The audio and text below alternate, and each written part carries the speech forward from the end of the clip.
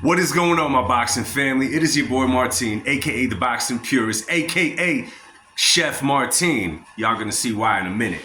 Welcome to the Truth and Absolute channel, where I speak the truth and nothing but the truth, so help me good God Almighty. And may I add, for boxing fans only, if you are casual, you're not gonna make it through this video. At least I hope I'm wrong. I hope I'm wrong. I hope you make it through the whole video. If I say something that upsets you, it's just my opinion. I try to keep it unbiased, but I try to keep it truthful as well. If I offend you, sorry, but I'm not sorry. Adults only. Now, let's get right into this one, man, because you know what? It's time to cook. It's time to cook, baby. So, everybody knows by now that Bivol decided to vacate his WBC belt, move on, and do the trilogy, which most of us were expecting that he was going to do against Bivol-Benavidez coming up probably in some months or whatever, right? Okay.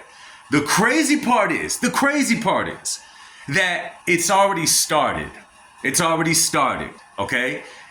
Bivol's ducking Benavidez. Bivol's like Canelo. He's ducking Benavidez. He doesn't want to fight the monster. He'd rather fight the 41-year-old than to fight the monster.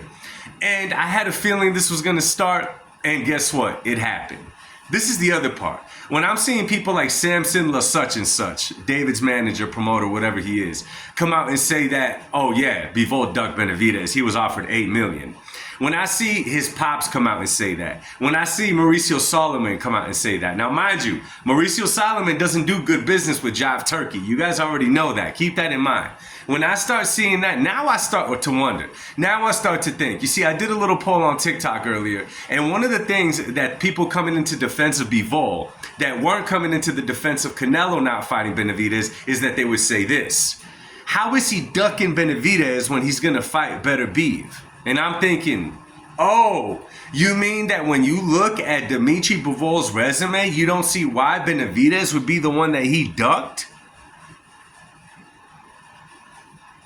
I'm going to leave that one for y'all to think about for a second. Now, let's keep going on with this one. Now, I want to bring something to everybody's attention. Now, I feel like Stephen A. Smith when Stephen A. Smith talks about LeBron James. And why am I saying this? Because I could talk about any fighter on here, and I'm telling y'all, I can make critique of any fighter. It's not in the form of hate, it's critique. It's what I do, right?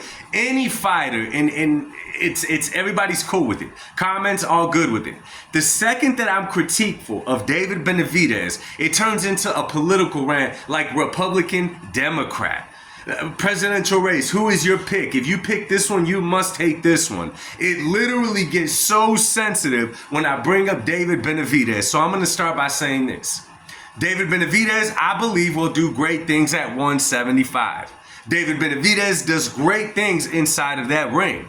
I'm a fan of David Benavidez. I think that at 175, he's going to create his own lane, like I said in one of my last videos, and he's going to end up doing great things. At least he has the potential to. I'm sorry if you guys want me to come up here. A lot of y'all want me to come up here and say, you know, he's the monster. Everyone fears him. Everyone that. Listen, don't get sensitive on me. Hear me out.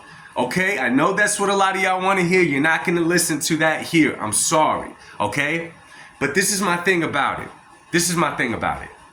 One thing that y'all have to remember, after the last Bivol-Benavidez fight, I think that everyone pretty much assumed that we were going to get a trilogy fight, right? Between Benavidez and Bivol. So to challenge Bivol right in the middle of that, when that is going on, you knew that there was a high chance that you weren't going to get the fight with Bivol. If you decided to activate your mandatory at that particular time, you knew it was a good chance that you were not going to get that fight against Bivol because he already had a third fight lined up against Bev in the trilogy. And at the age that they're both at, you knew it has to be now or never. You knew Jive Turkey was on the side of Bivol-Bev number 3. So to activate your mandatory at that particular time, in the middle of all of that, it sounds suspect. Now listen. I'm not the person that handles David Benavidez. Who knows if this is coming from David Benavidez? Who knows if this is coming from his team? But something tells me they knew what they were doing in this one. I'm not saying that he has no chance against Bev or Bivol. That's beyond the point. Stick right here with me, please. But you have got to know that. So to come out afterwards, and I'm talking about his manager, I'm talking about Mauricio, talking about he ducked Benavidez. He doesn't want to fight Benavidez. He was going to get a high payday against Benavidez. He doesn't even make that much fighting Beterbiev. It's like, okay, what are y'all doing with this now? What's going on now? Okay, now it's suspect. You see, when David wanted to fight Canelo, okay, going a couple of years back when that was being talked about, you can I see why you could go out there and say, oh, Canelo fears David. Not because of anything he's done in the ring, simply because he has not fought him. He didn't give him the opportunity to fight him. So it's real easy to pick up the narrative, oh yeah, Canelo didn't want the smoke with Benavidez. You're like, okay, all right, that's fair for them to say. I don't believe it. I personally don't believe it. Many people don't believe it. Many people do, whatever. But you could see how that idea could stem from the particular situation that happened. But once Bivol is doing it now, and once again it's coming, oh, duck, duck, duck. Now I start thinking to myself, okay, these are the same people that handle Tank Davis, and I'm talking about Premier Boxing Champions. The same people that handle Tank Davis, okay? You already know the story with Tank Davis and his career. The man is the all-time great, this and that, but when you look at his resume, it doesn't quite scream that. Now, David Benavidez and Tank Davis are at different points of their career, and I totally understand that, and I totally get that. Nonetheless, they're handled by the same people that sell them the same way.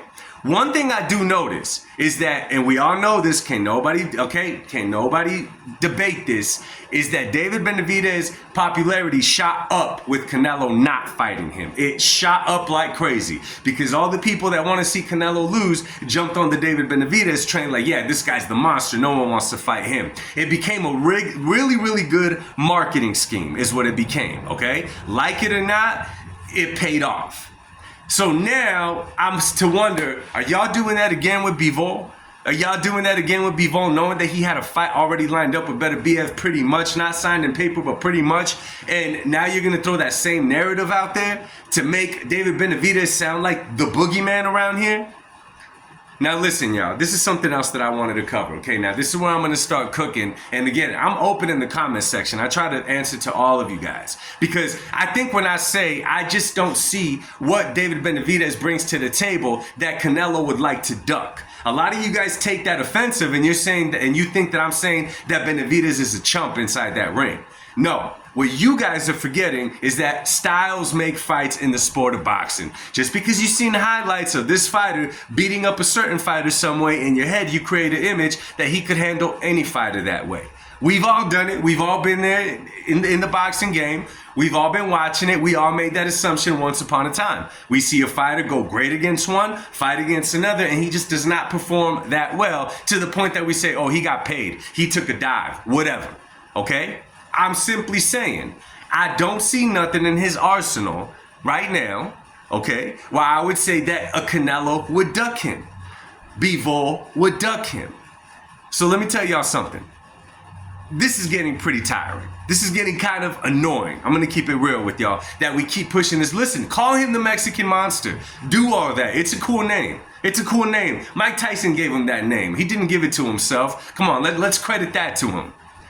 But to start calling him the boogeyman, to start saying that guys like a Canelo, Alvarez, everything he's done in his career is scared of David, to start saying that Dimitri Bivol, everything that he's done in his career is scared of David, these are the very same narratives that make fighters that are in the driver's seat push these other guys away, okay? Now, let's just say, let's just say, for example, let's just say that Terrence Bud Crawford was almost like a Manny Pacquiao Mayweather thing, opposite of Canelo. Let's say they've both been in the same weight class for a long time, and there's a guy in there like Terrence Bud Crawford that was a natural 168 pounder. Not coming up from 47 to 68, a natural fighter, okay?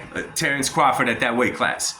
I would see, okay, I understand why people would say that Canelo was ducking smoke with this particular individual. Then I'd be like, okay, I get it. Stuff he does in the ring could give Canelo trouble. Okay, I see why Canelo's kind of avoiding that fight. I don't see that with David Benavidez. Okay, I just simply don't see it. And here's another thing for y'all to consider.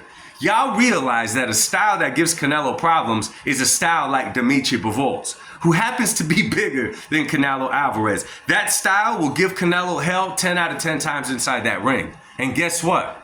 He wants that rematch. he wants that fight. Part of him signing with Jive Turkey Al-Sheikh is because he wants the rematch with Bivol. And we're still going to stand on that narrative that he's scared of David Benavidez? Listen, y'all, listen.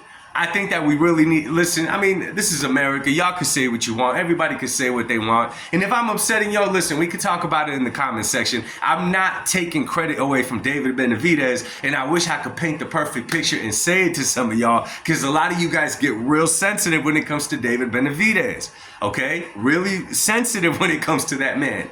All I'm saying, and it doesn't matter who said it, stylistically, I don't see why any of these two, Canelo or Dimitri Bivol, would avoid a fight. Now, you could come with the whole thing, Canelo's scared he's gonna steal his title as the great Mexican champion. Oh, they're scared that he's gonna steal the fans. Oh, they're scared he's gonna take away his pay-per-views, all of the above.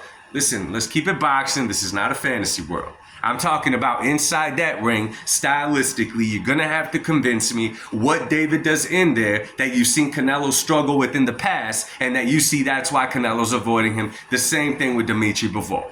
Anyway, y'all, I'm done cooking for now. Drop it in the comment section. Let's talk about this one. Much love to y'all. God bless y'all. I'll speak to y'all soon. Peace.